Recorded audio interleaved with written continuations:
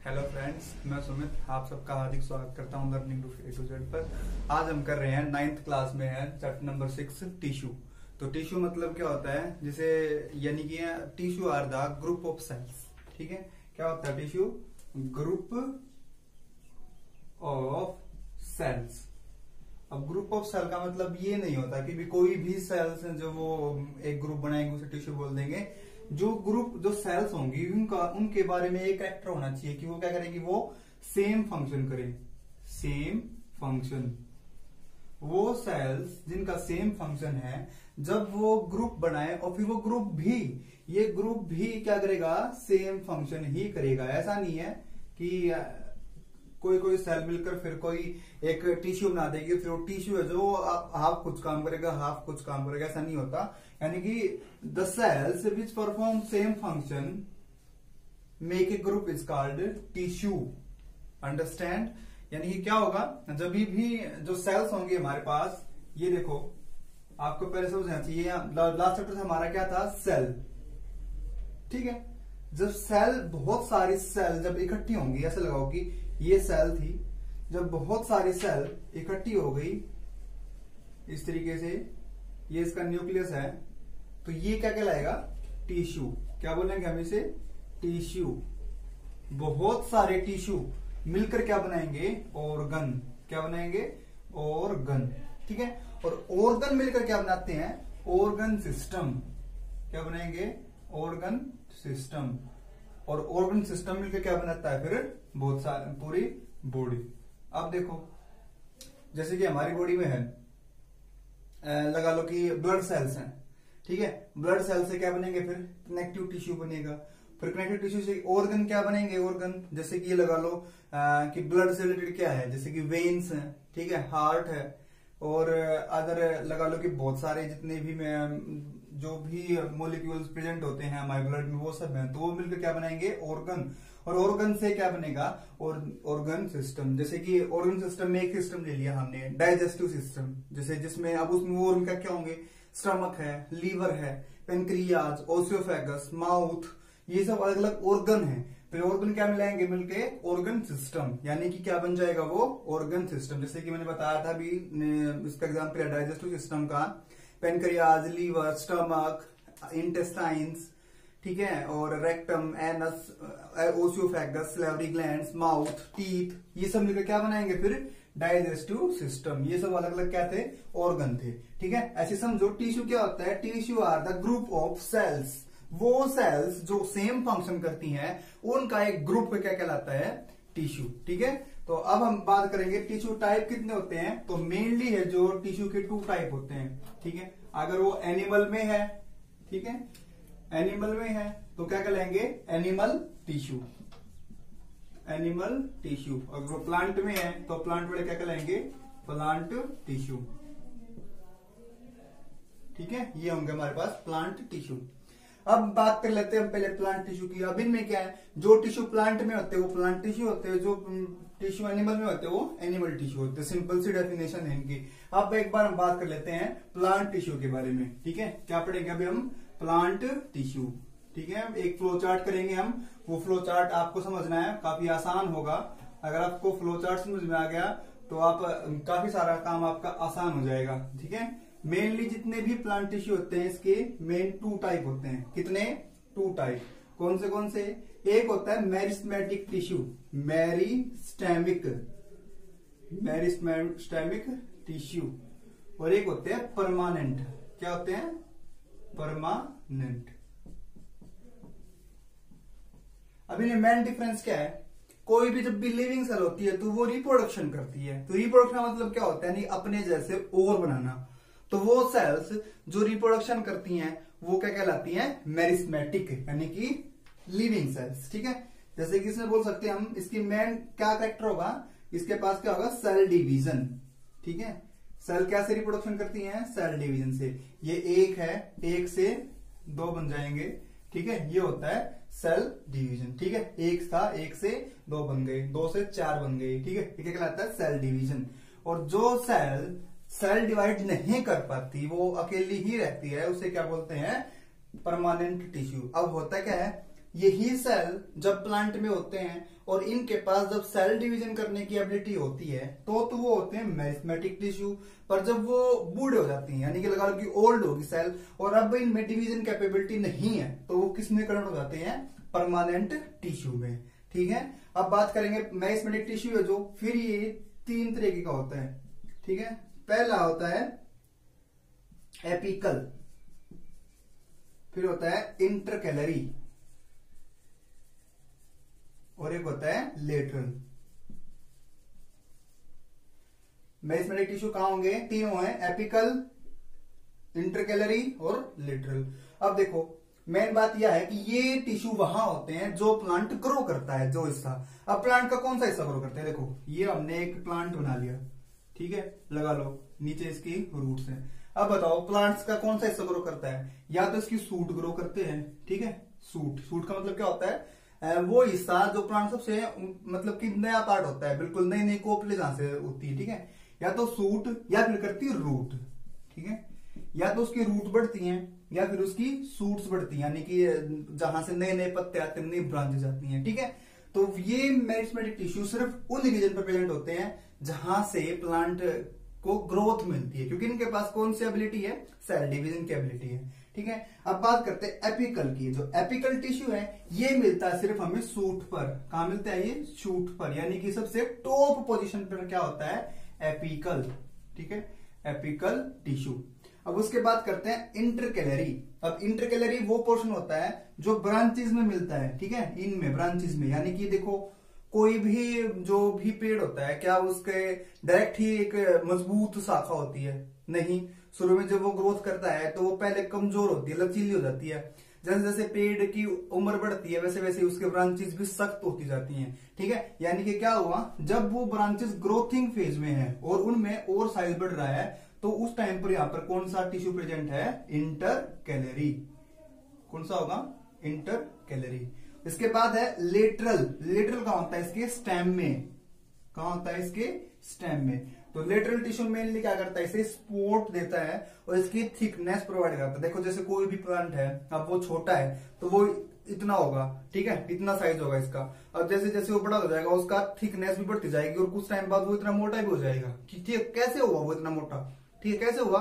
यानी कि intercalary tissue है ना जो, उनमें ग्रोथ हो गई। ठीक है, तो याद रखना मेरिस्टेमेटिक टिश्यू 3 टाइप है, एपिकल, इंटरलेटरल, इंटरकैलरी और फिर क्या है? लेटरल। ठीक है, ये तीनों ही मेनली कहां प्रेजेंट होते हैं? ये होते हैं ग्रोइंग रीजन्स पर, जहां पर भी प्लांट को ग्रो करना है, जैसे कि उसकी सूट होगी, उसकी नई ब्रांचेज होगी या फिर उसकी रूट्स होगी। रूट भी तो बढ़ती है ना, जैसे जैसे प्लांट बड़ा होगा रूट भी बड़ी होंगी। ठीक है, तो मेरिस्टेमेटिक टिश्यू 3 ही तरह के होते हैं, एपिकल, इंटरकैलरी, लेटरल। अब बात करते हैं परमानेंट टिश्यू की। अब परमानेंट टिश्यू फिर 2 टाइप के होते हैं। ठीक है, एक होते सिंपल और एक होते कॉम्प्लेक्स। ठीक है, अब सिंपल और कॉम्प्लेक्स का मतलब क्या होगा? सिंपल का मतलब होगा, ठीक है, सेम टाइप ऑफ सेल। जो ये जो सिंपल टिश्यू बनेगा, ये बनेगा, इसमें जितनी भी सेल होंगी उन सब वो सारी एक जैसी सेल होंगी। ठीक है, सेम टाइप ऑफ सेल, उस जितनी भी सेल्स होंगी वो सेम टाइप की होंगी और उससे जो परमानेंट टिश्यू बनता है वो क्या होता है? सिंपल। और फिर हमारे पास है कॉम्प्लेक्स। कॉम्प्लेक्स में क्या होगा? डिफरेंट टाइप ऑफ सेल, अलग अलग टाइप की सेल हैं जो, वो क्या, जो ग्रुप बनाएंगे उसे क्या बोलते हैं हम? Complex permanent tissue. अब इसमें क्या होता है? ये 3 तरीके का होता है। ठीक है, ध्यान से देखना एक बार, कौन सा होगा? सबसे पहला होता है पैरेन्काइमा। ठीक है, पैरेन्काइमा। सेकंड है कोलेनकाइमा और लास्ट है स्केलेरेन्काइमा। ठीक है, अगर दिखाई नहीं दे रहा तो आप अपने वीडियो की क्वालिटी को बढ़ा सकते हो। ठीक है, ये है मेनली 3 सिंपल होते हैं। अब होता क्या है, देखो पैरेन्काइमा कहां से आया? वो ये जो 3 टिश्यू थे हमारे, 3 थे जो एपिकल, इंटरकैलरी और लेटरल, ये जब अपनी कैपेबिलिटी को लॉस करते हैं, कौन सी कैपेबिलिटी? सेल डिवीजन की, तो कन्वर्ट किस में होते हैं? पैरेन्काइमा में। ये लगा लो कि ये अभी भी मतलब कि डिवाइड तो नहीं हो रहा पर ये लिविंग सेल है। ध्यान रखना, ये लिविंग सेल थी। ठीक है, लिविंग सेल से बनते हैं, ये नॉन लिविंग सेल से बनते हैं। अब यहाँ पर क्या है, ये जस्ट वो सेल है जिसने अभी अभी सेल डिवीजन करना छोड़ा है, पर ये लिविंग है, परमानेंट मरे नहीं है अभी, पर लिविंग है, पर ये डिवीजन नहीं कर रहे हैं, यानी कि जस्ट कन्वर्ट हुए हैं मेसेंटेरिक टिश्यू, जस्ट कन्वर्ट हुए हैं परमानेंट में, तो क्या होते हैं पैरेन्काइमा।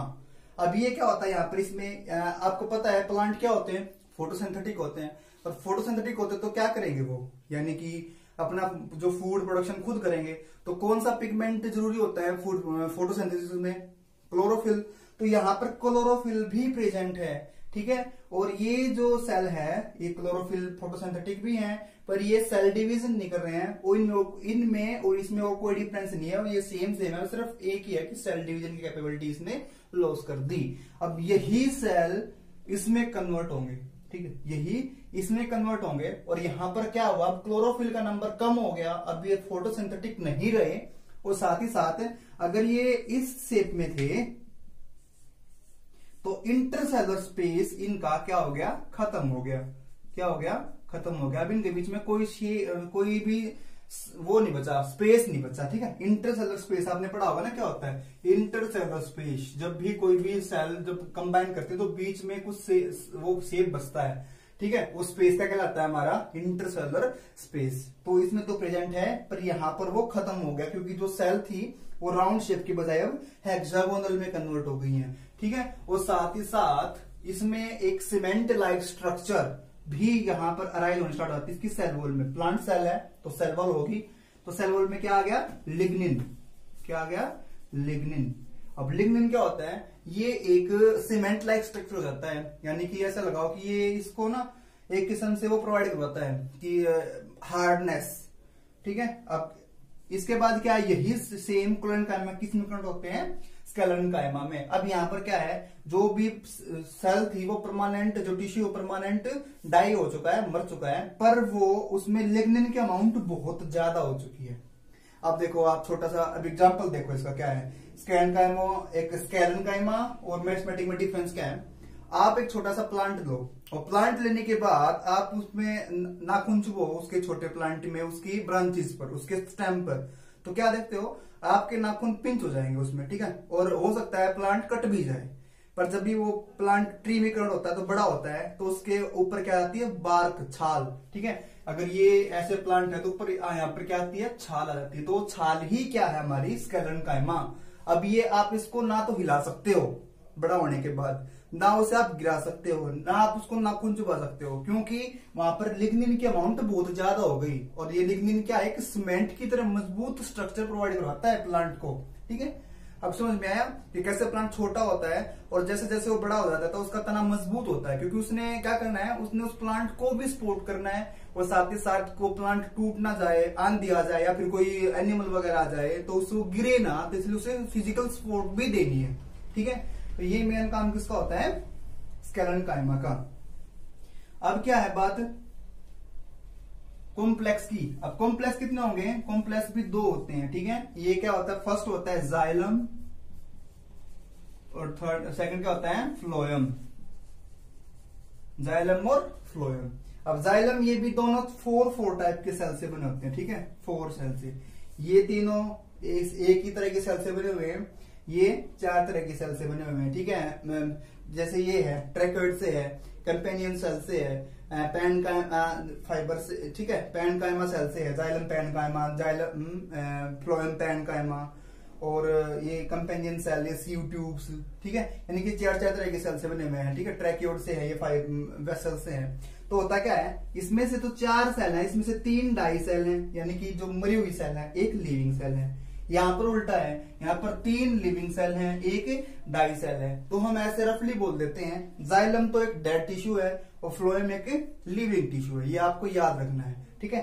जाइलम एक डेड टिश्यू है, फ्लोएम एक लिविंग टिश्यू है। क्यों, क्योंकि दोनों ही 4 तरह की सेल से बने हुए हैं, जिसमें जाइलम में जो 4 सेल है उसमें से 3 तो डाई हैं और 1 लिविंग है। जहां उसका उल्टा है, 3 लिविंग है, 1 डाई है, ठीक है। इसलिए क्या बोलेंगे, xylem are the dead tissue, living are the phloem are the living tissue.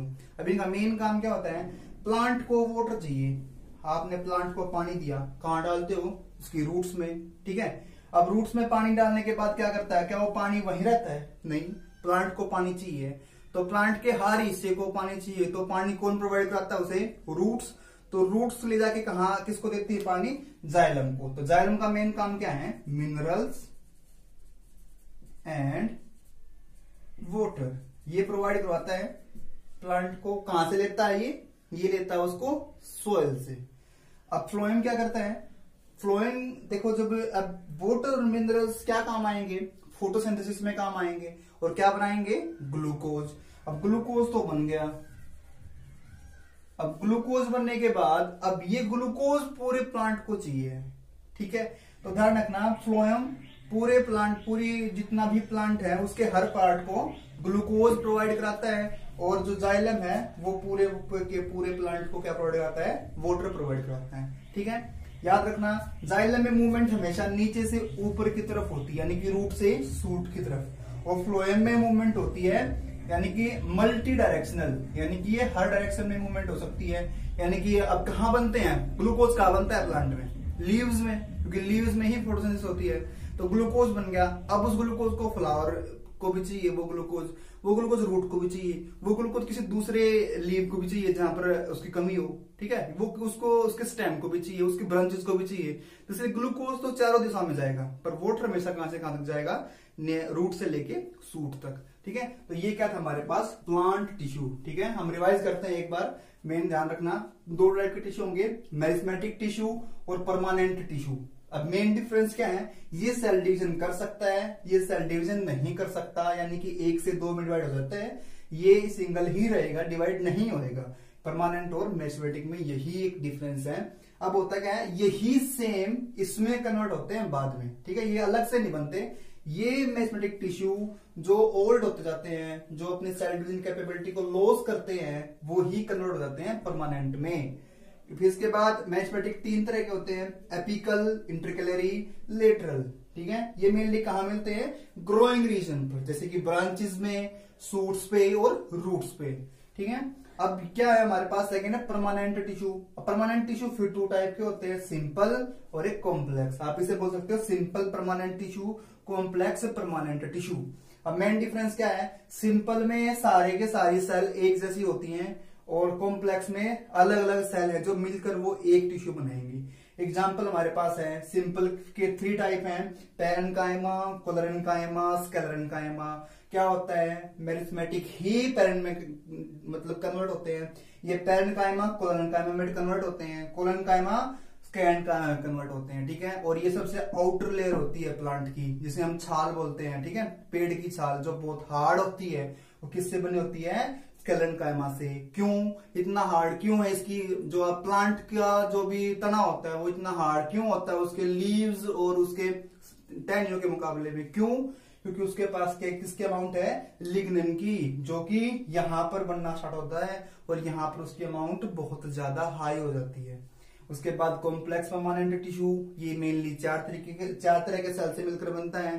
ये 2 टाइप के होते हैं, जाइलम और फ्लोएम। जाइलम क्या करता है? वाटर प्रोवाइड कराता है, रूट से लेके लीव्स तक लेके जाएगा। अब लीव्स में क्या होगा? फोटोसिंथेसिस होगा, तो उससे क्या बनेगा? ग्लूकोज। अब उस ग्लूकोज को अलग अलग प्लांट पार्ट तक कौन लेके जाएगा? फ्लोएम, ठीक है। यहां पर डायरेक्शन सिर्फ रूट से सूट तक होगी। फ्लोएम में डायरेक्शनल क्या होती है? मल्टी डायरेक्शनल, यानी कि ये हर डायरेक्शन में जा सकता है, ठीक है। तो ये आपके पास था प्लांट टिश्यू। नेक्स्ट वीडियो में हम करेंगे एनिमल टिश्यू, ठीक है। I hope you will enjoy this topic. Thank you.